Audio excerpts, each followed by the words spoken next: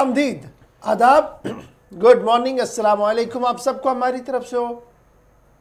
आप इस वक्त प्रोग्राम देख रहे हैं जी सलाम जेके, और सलाम जेके की आज की नशरियात लेकर आपका मेज़बान इशफाक गौहर हाजिर खिदमत है। मेरे साथ स्टूडियो में मौजूद है खुश आमदीद, मैं हूँ आसिफ रशीद। हर दिन आपके सामने जी हाजिर होते हैं इस उम्मीद के साथ कि आपकी बात हम सही तरीके से कर पाएँ। आपको सुबह सुबह जब आप घर में बैठे हैं, दफ्तर निकलने की तैयारी कर रहे हैं, तो आपको हम कुछ खबर बताएं, कुछ इंफॉर्मेशन दें और आसपास क्या कुछ हो रहा है उससे आपको बाखबर करें, ताकि शाम होते होते जब आप दोबारा घर आएंगे तो एक फुल अपडेट आपके पास हो कि पूरे दिन क्या हुआ है और रात भर क्या हुआ था, और आप अपने तरीके से तज्जिया कर सके कि हालात कहाँ की ओर जा रहे हैं। इसलिए छोटी बड़ी खबरों को लेखा जोखा जो होता है वो हम सुबह सुबह आपके सामने लाने की कोशिश करते हैं। प्रोग्राम सलाम जेके में 3 मरहलों में इस प्रोग्राम को आप तक ले आते हैं। पहले कौमी खबर लाते हैं, उसके बाद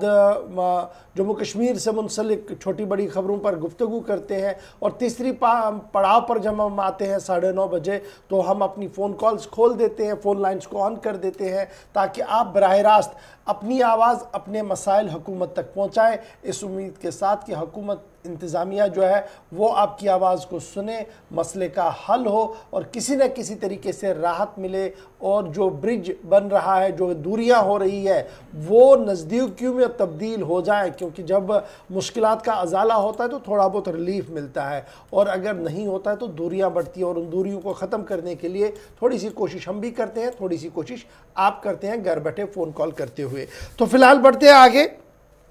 और सबसे पहले कौमी खबरों का सफ़र शुरू करते हैं। और 2 बड़ी खबरें हैं, दोनों बैक टू बैक आपको आज से बताएंगे, क्योंकि दोनों खबरों पर आप जानना चाहते हैं कि क्या कुछ हुआ है और क्या कुछ होने जा रहा है। जी आसिफ, चलिए प्रोग्राम की शुरुआत बात सबसे पहले करेंगे उत्तर प्रदेश के अंदर, जहां पर मथुरा का मामला, जो शाही मस्जिद का मामला था और कृष्ण जन्मभूमि का मामला, ये काफ़ी ज़्यादा इन दिनों सुर्खियों में है। और मथुरा ईदगाह शाही मस्जिद के साथ साथ श्री कृष्ण जन्मभूमि का मामला इसलिए दोबारा सुर्खियों में है क्योंकि अदालत ने कल 1 घंटे की बहस के बाद अपना फैसला महफूज रख लिया है, और आज शाम तक माना जा रहा है कि अदालत इस पर हतमी फैसला दे सकती है कि जो क्लेम यहां पर एक पार्टी की तरफ से किया गया है वो सही है या नहीं, इस पर मजीद आगे समाअत होगी या नहीं, यह आज शाम तक तय हो जाएगा। अदालत में 1 घंटे तक बहस हुई है मथुरा में ईदगाह शाही मस्जिद जो है उस पर, जहां पर कृष्ण जन्मभूमि जो एक ट्रस्ट भी बना है और ऑर्गेनाइजेशन है, उसकी तरफ से जो अर्जी दायर की गई थी उसमें यह क्लेम किया गया था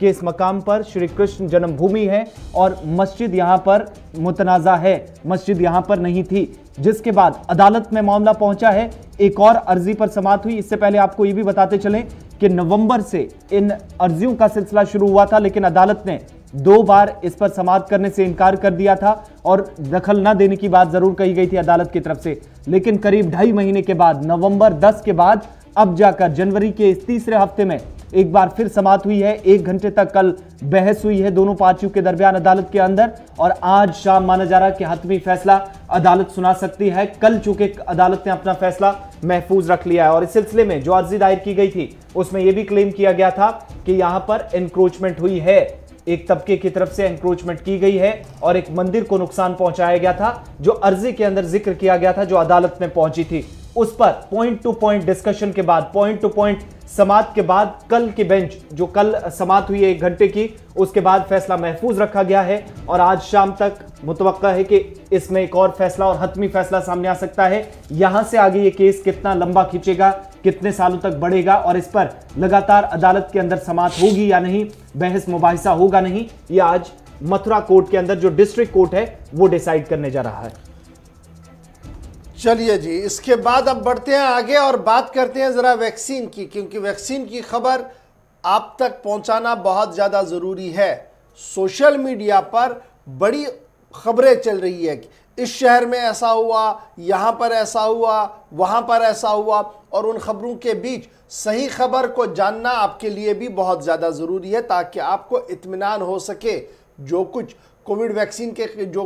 वैक्सीन के आने के बाद सूरत हाल है वो क्या कुछ है, वो ज़रा आपके सामने रखेंगे। क्योंकि कोरोना वैक्सीन को लेकर खबर बिल्कुल अच्छी आ रही है। लगातार वैक्सीन कारी का अमल पूरे मुल्क के अंदर जारी है, और पूरे मुल्क के अंदर इस सिलसिले में अगर कल की बात करें तो फिलहाल 3 लाख से ज़्यादा लोगों को वैक्सीन के दायरे में लाया गया है और कुल मिलाकर 2 लोगों की मौत हुई है। और सोशल मीडिया को अगर आप देखेंगे, मैं इसलिए सोशल मीडिया को बराबर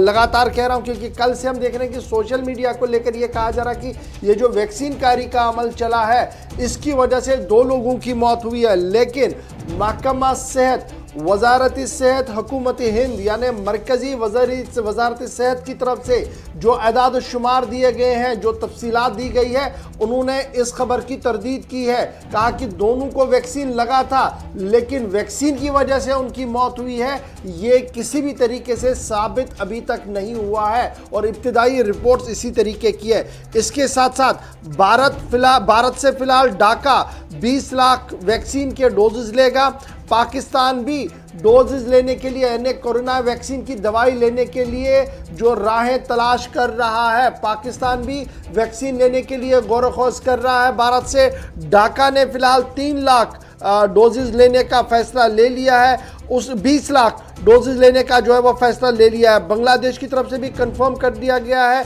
कि वो इस सिलसिले में जो है वो आगे बढ़ेंगे और ये वैक्सीन कारी का अमल जो सीरम इंस्टीट्यूट की तरफ से तैयार किया गया है उसको अपने मुल्क में जो है वो शुरू करवाएंगे। फिलहाल इब्तिदाई खबरों के मुताबिक जिन 2 लोगों की मौत हुई थी, दोनों ने वैक्सीन ज़रूर लिया था लेकिन वो पहले से ही कुछ और मर्ज में भी मुब्तला थे जिसकी वजह से वो ज़्यादा मुहल्लिक मर्ज बना और उनकी मौत वहाँ पर हुई है। इब्तिदाई रिपोर्ट्स इस तरीके की बता रही है। एडवांस इवेंट फॉलोइंग इम्यूनाइजेशन जो है AEFI के हवाले से जो डाटा दिया गया है उसमें कहा गया है कि कुल मिलाकर कल भी जो वैक्सीन कारी का अमल किया गया, कुल 3,81,305 लोगों को वैक्सीन कारी का अमल मुकम्मल कल रात 5 बजे तक हुआ था, जिसमें 580 लोग ऐसे थे जो AEFI के ज़ुमरे में आए यानी जिनके ऊपर वैक्सीन ने या तो खारिश पैदा की या हल्का सा दर्द हुआ या थोड़ा सा फीवर हुआ और सिर्फ 2 घंटों के अंदर अंदर वो वापस रेस्टोर भी हुए हैं। यानी कुल मिलाकर 3,81,305 लोग कल 5 बजे तक जो डाटा अपलोड हुआ था उन्हें वैक्सीन किया गया था और उनमें जो थोड़ा सा रिएक्शन था वो 580 लोगों का था, लेकिन किसी को भी no case of severe AEFI जो है वो साबित हुआ है। अभी तक इस वैक्सीन के मस्बत नताइज सामने आ रहे हैं। मरकजी वजारत सेहत ने सोशल मीडिया की खबरों को बेबुनियाद करार दिया है और डाटा सोशल मीडिया के बजाय ऑफिशियल वेबसाइट्स पर अपलोड कर दिया है और उन ऑफिशियल वेबसाइट्स पर उन लोगों के फ़ोन नंबर्स भी है। बराए करम आप खुद भी कभी कभार ऐसा होता है कि देखिए फलानी आदमी मर गया जी वैक्सीन लगाने से, तो अगर आप उस वैक्सीन के उस चार्ट को देखेंगे तो आपको वो नाम ज़रूर मिलेगा। उठाइए, फ़ोन कीजिए, बात कीजिए उस आदमी से, पूछिए कि किस तरीके से आपको लग रहा है। ये तो मुल्क की बात है, लेकिन जब हम मरकजी ज़ेर इंतज़ाम रियासत जम्मू कश्मीर की बात करते हैं तो जम्मू कश्मीर के अंदर भी वैक्सीन कारी का दायरा वसी कर दिया जा रहा है और लद्दाख में भी वैक्सीन कारी के अमल को जो है वो तेज़ किया गया है। लेह के बाद करगिल के अंदर कल हमने देखा कि वैक्सीन कारी के अमल को शुरू कर दिया गया है और ब्लॉक लेवल्स पर अब वैक्सीन कारी के अमल को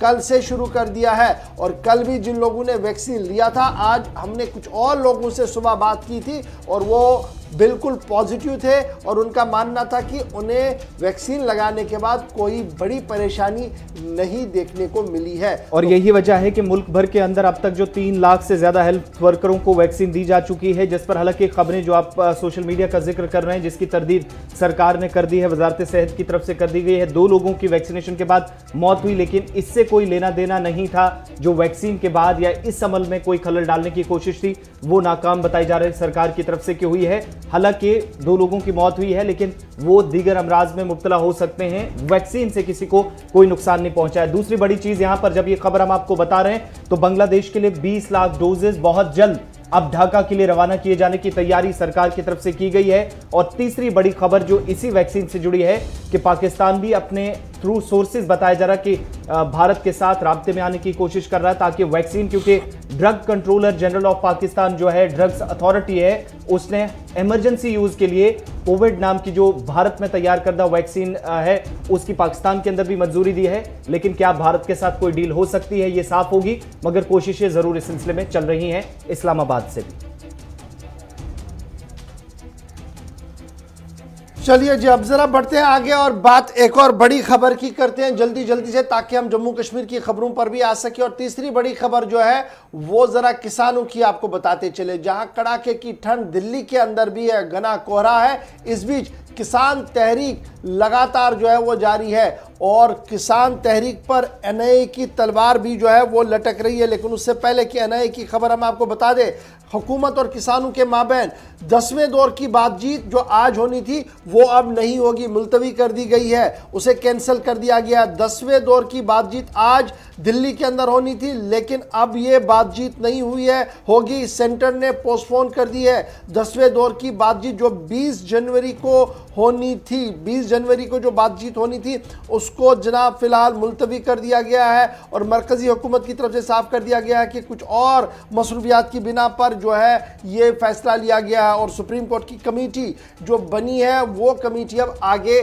थोड़ा काम पहले करेगी। तो एक तरफ से ये मामला है, दूसरी तरफ से एनआईए ने शिकंजा कस लिया है किसान लीडरों के ऊपर। न सिर्फ दिल्ली के अंदर बल्कि पंजाब और चंडीगढ़ के अंदर भी जो किसान नेता है उनके घरों को नोट से रवाना कर दी गई है। सहाफी भी अब इससे पीछे नहीं है, जिन लोगों ने कवर किया है, जिन्होंने स्टोरियां फाइल की है, उन पर भी एनआईए की शिकंजा जो है वो कसता हुआ नजर आ रहा है। और एनआईए ने न सिर्फ राइटर्स को, जर्नलिस्ट को, ट्रेडर्स को, बल्कि जो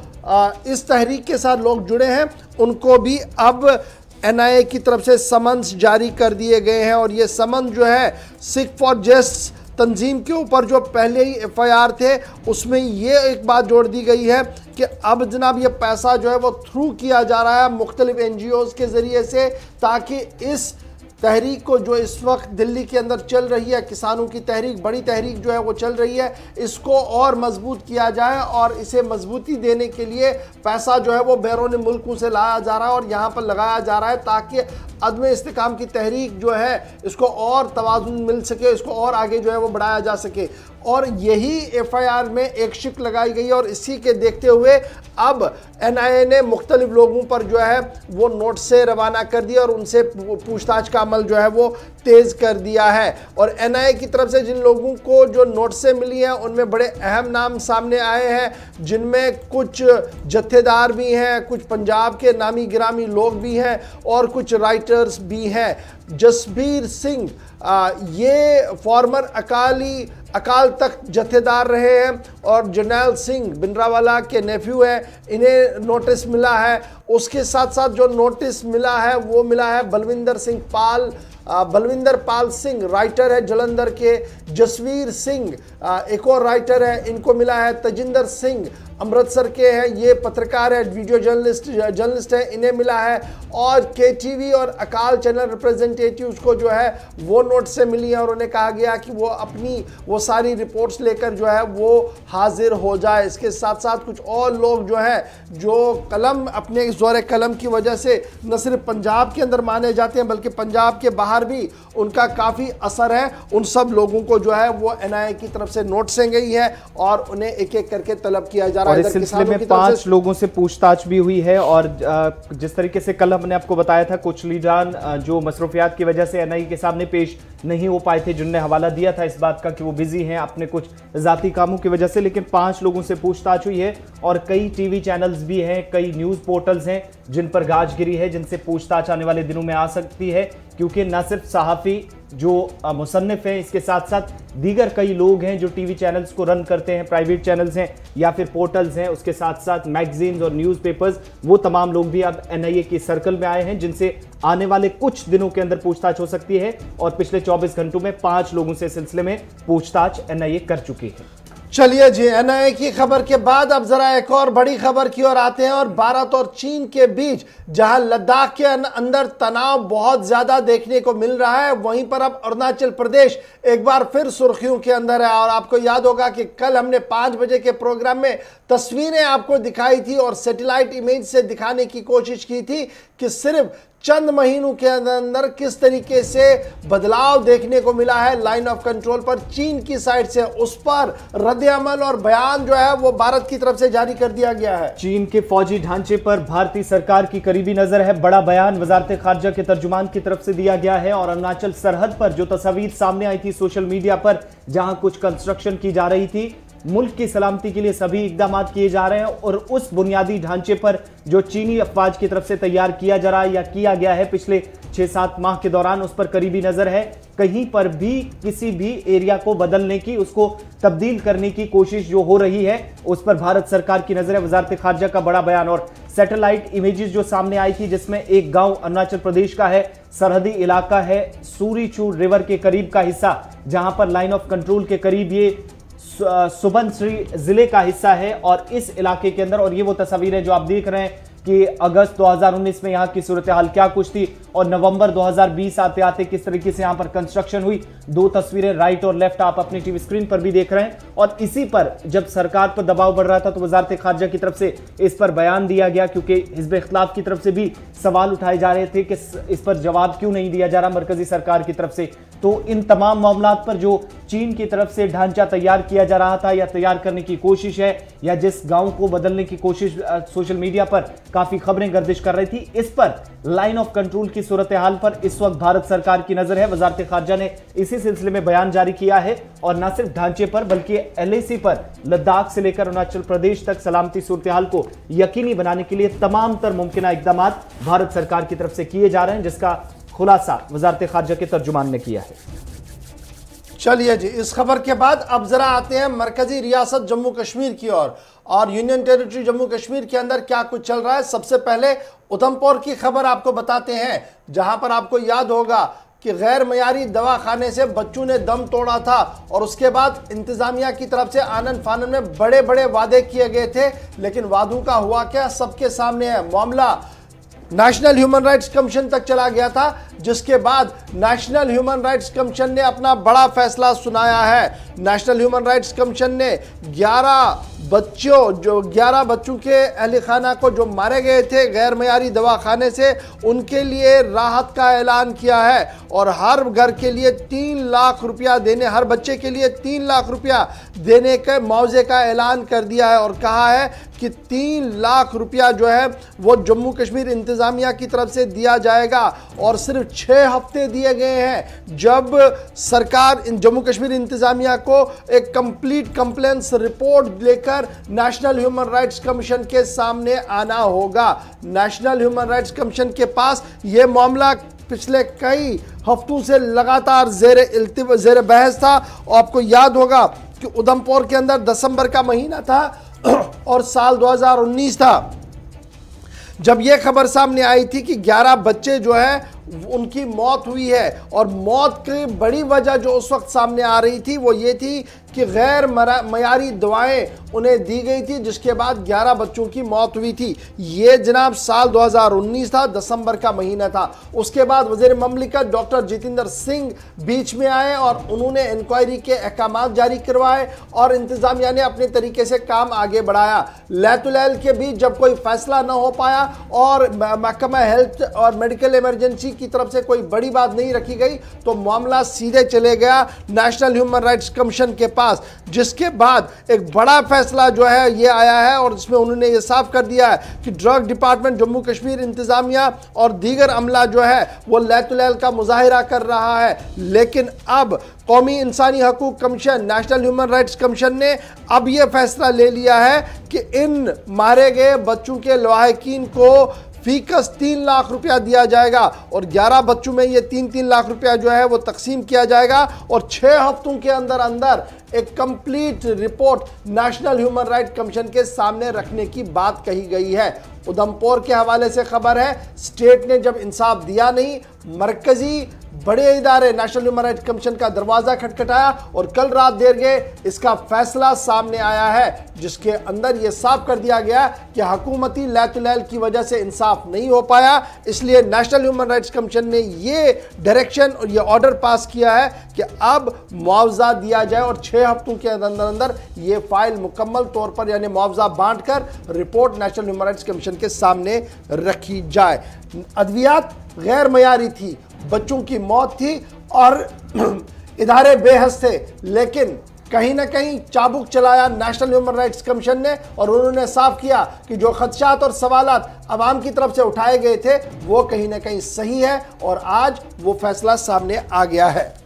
और इस कमीशन के सामने सुकेश सिंह खजूरिया जो कि गए थे, ये मामला पिछले 1 साल से सरकार के नोटिस में जरूर है, लेकिन ना ही मुआवजा मिला था और ना ही बच्चों के लाहिकीन थे उनके साथ इंसाफ हो पाया था। इसके बाद कमीशन की मुदाखलत हुई, जहां पर एक सोशल एक्टिविस्ट की तरफ से दरवाजा कमीशन का खटखटाया गया और अब कमीशन ने सरकार को जो रिपोर्ट है 6 महीने के अंदर मांगी है कि सरकार क्या मदद करती है, वो तफसीलात सरकार के सामने रखी जाए। ये तो मामला था गैर मयारी अद्वियात का और उधमपुर के उस मामले का जो पिछले 1 साल से लगातार बातें तो हो रही थी लेकिन मदद नहीं हो पाई थी। बढ़ते आगे, बात जरा आप बर्ड फ्लू के हवाले से भी करते हैं, क्योंकि जम्मू कश्मीर के अंदर भी आपको याद होगा कि बर्ड फ्लू के केसेस को लगातार जो नमूने थे जांच के लिए बाहर भेजे जा रहे थे, लेकिन अच्छी खबर यह है कि फिलहाल बर्ड फ्लू का कोई भी केस जम्मू कश्मीर के अंदर सामने नहीं आया है, तस्दीक अभी तक नहीं हुई है। और मुर्दा परिंदे जो पाए गए थे मुख्तलिफ अजला में 130 नमूनों की रिपोर्ट जम्मू कश्मीर के जो बाहर भेजी गई थी लुधियाना, जालंधर और तमिलनाडु तक, वो वापस आ गई है। उनमें से 130 नमूनों की जो रिपोर्ट्स आई हैं वो नेगेटिव आई हैं, लेकिन इंतजामिया की तरफ से साथ ही ये भी फैसला लिया गया है कि अब श्रीनगर के अंदर जो रिसर्च इंस्टीट्यूट है, जो एनिमल हस्बेंड्री का रिसर्च इंस्टीट्यूट है और एनिमल हस्बेंड्री के माहिरीन में यहीं पर श्रीनगर के अंदर ही अब वादी के अंदर कहीं पर भी परिंदों की मौत होती है तो उनके नमूने जांच के लिए श्रीनगर लाए जाएंगे, बल्कि अब श्रीनगर से जम्मू कश्मीर से बाहर लाने की उनको जरूरत नहीं पड़ेगी। और तीसरी बड़ी बात जो इसमें है ये कि 18 तारीख तक जो सरकार की तरफ से पोल्ट्री की दरामदात पर पाबंदी का फैसला किया गया था, मरकज की तरफ से रियासती और तमाम यूनियन टेरिटरीज की इंतजामिया को फैसलों पर नजरसानी की बात कही गई थी, लेकिन फिलहाल ये फैसला बरकरार है, पाबंदी बरकरार है और अगले अहकामात जारी उस वक्त किए जाएंगे जब सरकार का यह मानना है कि सारे नमूने जो 350 के करीब बनते हैं लुधियाना और जालंधर के लैब्स में भेजे गए हैं, वो जब तक वापस ना आ जाए तब तक फैसला नहीं लिया जा सकता और किसी तरह के खतरे से बचने के लिए एहतियातन फिलहाल पोल्ट्री की दरामदात पर भी पाबंदी बरकरार रहेगी जम्मू कश्मीर में। यानी कुल मिलाकर अभी 22 नमूनों की रिपोर्ट आना बाकी है। 130 रिपोर्ट सामने आई है, उसमें तस्दीक नहीं हुई है। 22 नमूने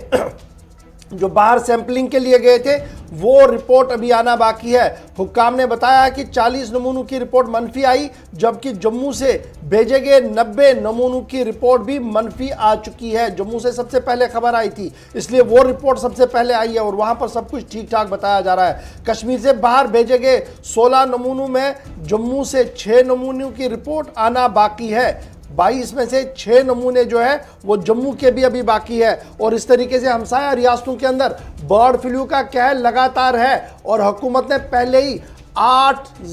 स्टेट्स के कुछ जिलों के अंदर अलर्ट भी जारी कर दिया है और यही वजह है कि पोल्ट्री पर दरामदगी के मामले पर जो है वो पाबंदी बरकरार रखने का फैसला ले लिया है। इधर साफ कर दिया गया है महकमे की तरफ से कि बाज़ाब्ता तौर पर डिपार्टमेंट ने एक हेल्पलाइन जो है वो खोल दी है ताकि जो हमारे मकामी परिंदे यहाँ पर है उनको भी तहफ़्फ़ुज़ में रखा जाए। जो मेहमान परिंदे सर्दियों के दौरान यहाँ पर वारिद होते हैं उन पर भी नज़र रखी जाए और स्पेशली जो हमारे फार्म्स है जहाँ पर इस तरीके की खबरें सामने आई थी वहाँ पर भी अलर्ट रहने के लिए दोबारा कहा गया है और जॉइंट टीमों का आना जाना जो है वो लगातार इन इलाकों के अंदर रहेगा। तो फिलहाल अच्छी खबर ये कि कोई भी नमूना पॉजिटिव नहीं है, जितने नमूने आए हैं वो सारे नेगेटिव है और कुछ नमूनों का इंतज़ार, यानी कुल मिलाकर अभी भी 22 नमूनों का इंतज़ार है जिनमें कुछ जम्मू और कुछ कश्मीर के हैं। लेकिन अलर्ट और दीगर मामला जो डू एंड डोंट्स की एक लंबी फहरिस्त है वो डिपार्टमेंट ऑफ एनिमल हस्बेंड्री और जम्मू कश्मीर इंतजामिया की तरफ से जारी कर दी गई है। बढ़ते हैं ज़रा आगे और एक और बड़ी खबर की ओर भी आते हैं। बड़ी इंपॉर्टेंट खबर है जी कोरोना वायरस के हवाले से। आपको याद होगा कि कोविड जिस दिन दस्तक दी थी उसके बाद इंतजामी अमूर चलाने वाले अफराद की तरफ से भी बड़ी बातें कही जा रही थी और अब बहुत सारी खबरें एक एक करके सामने आ रही है। और जम्मू कश्मीर के अंदर आलमी वबा के कहर के बीच मार्च 2020 से अब तक हुकूमत ने 500 करोड़ रुपए खर्च करने का दावा सरकार की तरफ से जम्मू कश्मीर के अंदर किया गया है और सरकार का मानना है कि जदीद मशीनरी खरीदने के लिए, उसका इस्तेमाल करने के लिए, जिनमें वेंटिलेटर्स सबसे ज्यादा खरीदने की बात हुई थी, वो इस कोविड के बीच लिए गए। लेकिन 1 दर्जन के करीब नए लैब्स का कयाम भी अमल में लाया गया जम्मू कश्मीर इंतजामिया के मुताबिक और महकमा सेहत की अथॉरिटीज हैं, वेंटिलेटर्स हैं, टेस्टिंग के लिए जो जदीद आलात खरीदना था वो और वैक्सीनेशन पर 500 करोड़ रुपए सरकार की तरफ से खर्च करने की बात कही गई है। और इस बीच ये भी कहा गया है कि जम्मू कश्मीर के अंदर इसी 1 साल के अरसे के दौरान 500 करोड़ रुपए की जो रकूमात खर्च हुई हैं जम्मू कश्मीर यूटी के अंदर, कोविड के इस कहर के बीच हुकाम की तरफ से 11 जो मेन टेस्टिंग लैब्स थे जम्मू कश्मीर के अंदर, उनके अंदर जो तमाम जरूरी किट्स थी, हिफाजती किट्स थी, वो उस फराहमी को यकीनी बनाया गया जम्मू कश्मीर इंतजामिया की तरफ से। और 500 करोड़ रुपए की रकूमात न सिर्फ वेंटिलेटर्स पर, न सिर्फ मशीनरी के लिए, बल्कि लैब्स के अंदर जितना भी सामान खरीदा जाना था उस पर भी 1 साल के दौरान खर्च किया गया है। मार्च 20 के बाद ये तमाम जो खदोखाल, पूरा जो आदादोशुमार अब जारी किया जा रहा है, क्योंकि मार्च के मिड में पहला केस जम्मू कश्मीर के अंदर रिपोर्ट हुआ था। कोविड पर खर्चा कितना है, ये सवाल लगातार पूछा जा रहा था और इंतजामिया की तरफ से कहा गया कि फिलहाल एक टेंटेटिव हिसाब जो सामने आया है उसमें यह कहा गया है कि 500 करोड़ रुपया कोरोना वायरस पेंडेमिक के दौरान खर्च किया गया है। और ये किस पर खर्च किया गया? एक पीपी किट्स लाए गए और जो इक्विपमेंट्स हमें चाहिए थे अस्पतालों के अंदर वो चीज़ें खरीदी गई। साथ साथ ये भी बताया गया कि न सिर्फ दवाइयाँ खरीदी गई बल्कि हाई टेस्टिंग इक्विपमेंट्स और वेंटिलेटर्स को भी खरीदा गया है। 1000 वेंटिलेटर्स अवेलेबल है अस्पतालों के अंदर और उन्हें जम्मू और कश्मीर के अंदर इक्वली डिस्ट्रीब्यूट किया गया है। उसके साथ साथ पीपी किट्स हर डिस्ट्रिक्ट और तहसील लेवल तक पीपी किट्स को पहुंचाया गया और जो ज़रूरी दवाइयाँ थी उन्हें भी हर सेंटर, वेलनेस सेंटर के पास रखा गया है। उसके अलावा जम्मू कश्मीर इंतजामिया की तरफ से साफ कर दिया गया कि 238 करोड़ रुपया ऑगमेंटेशन ऑन ऑक्सीजन प्लांट्स, यानी ऑक्सीजन प्लांट्स जहां पर डिफंक्ट थे या कम थे उनकी ऑगमेंटेशन के लिए 238 करोड़ रुपया एक मेजर बूस्ट था कोरोना वायरस के दौरान जो खर्च किया गया है। इसके अलावा 30 कम्युनिटी हेल्थ सेंटर, सब डिस्ट्रिक्ट अस्पतालों पर 60 करोड़ रुपया खर्च किया गया वर्ल्ड बैंक प्रोजेक्ट के तहत, जिसमें ऑक्सीजन सप्लाई को बेहतर बनाने का काम भी हाथ में लिया गया है। इधर आपको याद होगा DDMA की तरफ से 6.45 करोड़ रुपया रिलीज किया गया, जिनमें 1.50 करोड़ रुपया PWD को दिया गया ताकि वो कोविड सेंटर्स को बनाए। अब आपको याद होगा कोविड सेंटर कहां पर बने थे, हर डिस्ट्रिक्ट के अंदर कोविड सेंटर्स बनाए गए थे और उस पर खर्चा 1.50 करोड़ रुपये का है। उसके अलावा जो 75 लाख रुपया था वो नोडल ऑफिसर को दिया गया था क्वारंटाइन सेंटर्स के लिए, 30 लाख रुपया हायरिंग ऑफ व्हीकल्स के लिए, 4 करोड़ रुपया था मुख्तलिफ अस्पतालों के अंदर SDRF और DDMA के तहत एंडिंग जुलाई तक, जो लास्ट ईयर का था तब तक दिया गया था। तो कुल मिलाकर ये रकूमात जो है वो दे दी गई है। लेकिन बड़ा सवाल जो यहाँ पर पूछा जा रहा था कि वजीर आज़म